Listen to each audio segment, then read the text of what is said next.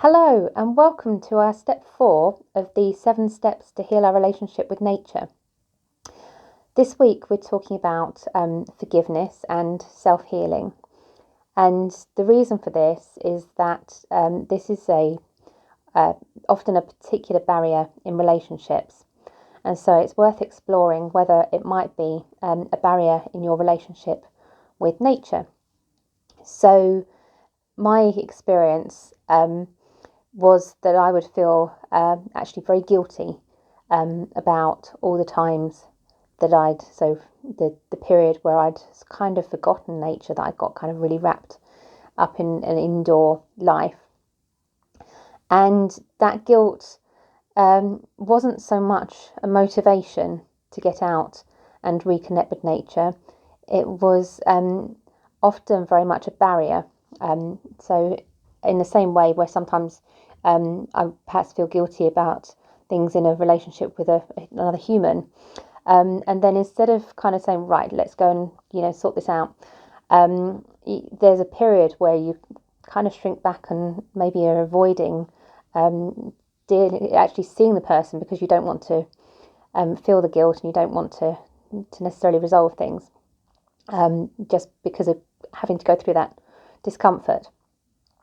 So there's the kind of self-forgiveness element of it, and there's also potentially a sort of an anger. So as an example, sometimes when I see litter, so I go out into nature and I see lots of people have carelessly discarded things and things like that, and so instead of connecting with nature, I'm in this place of feeling very sort of angry and bitter about the way people have behaved, and so then there's a barrier between me and nature. And the way that I've dealt with that is firstly to recognise that there are things that I've done in my life that I'm not terribly proud of. I've made mistakes. My relationship with nature was different, and just to accept, this is part of being human. We make mistakes. We learn from them. When we know better, we do better. And sort of just let go of that, because it actually doesn't help at all. That sort of, that sort of sense of anger and what have you is not going anywhere or doing anything useful until I start picking the litter up. So pick the litter up, and in my mind, I'm actually connecting with nature. So I'm thinking about the whales in the oceans, where this litter goes into the drains, washes out to the oceans, and ends up in their stomachs, and obviously with plastic in their stomachs. It's not good for them. There's a possibility that they would have difficulty absorbing nutrients and other foods. So it's really important that plastic doesn't get into the oceans. It's important it's not wrapped around birds and causing problems to other animals as well. And it's not just plastics; it's sort of strings and all sorts of bits and pieces that really shouldn't be there. So while I'm doing this, I'm thinking about what I'm helping, who I'm helping, rather than thinking about, who did this, and kind of cycling around those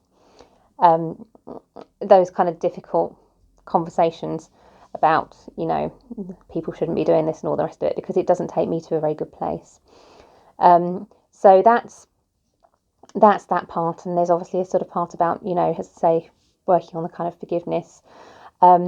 This work is deep, and it's really outside of this course, more than just to kind of give it a sort of cursory mention. It takes a lot more to really get into these kind of sort of deep work issues. But it's important to be aware of, and it's maybe something just to sort of sow the seeds, something that you might like to explore and work on, because it's important, and it is a major barrier.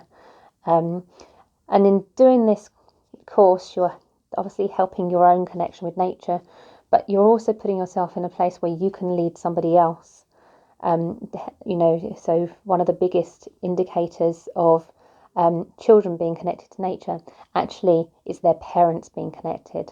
So what we do has a knock-on effect, and it's not just parents, it's teachers, it's the adults that children see the things they're doing. And when you talk passionately about nature, these are the things that really can influence, that people can see that love, feel that love for nature.